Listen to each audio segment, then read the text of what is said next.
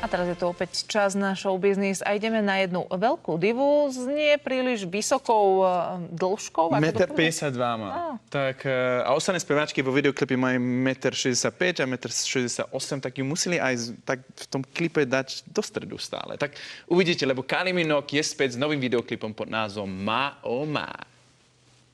Hi.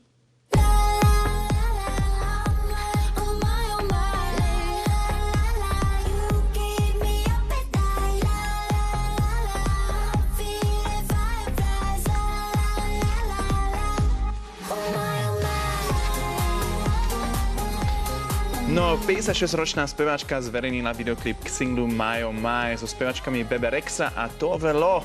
Klip bol nakrúcaný v majestátnom Scion House v Londýne, ako vidíte. No, Scion House v Londýne je historické sídlo nachádzajúce z oblasti Brentford. Je známe svojou impozantnou architektúrou, krásnymi záhradmi a bohatou históriou, ktorá siaha až do 16.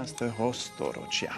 Pieseň je súčasťou albumu Tension, ktorý vyšiel v septembri minulého roka. No a tento vizuálne pútavý videoklip kombinuje energické a tanečné scény a s jedinečnými štýlovými outfitmi, ako vidíte. Akurát leží na nejakú takú sochu.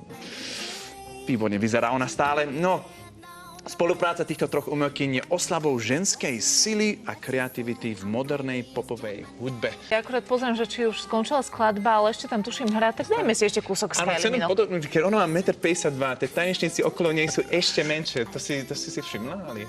Vôbec som si to nevšimla. Ja nie som akože takto zaťažená na to, že kto koľko meria. Dnes ráno som si čítal zhodou okolností takú štatistiku, podľa ktorej sú Holanďania najvyšší ľudia s priemernou výškou, ale že to všetkým budete pripomínať, že aký ste vy vysokí, to som si teda akože nemyslel. A ty máš nejaký problém? Ja som sa narodil v Holandsku, ale rodičia, a oni sú Slováci.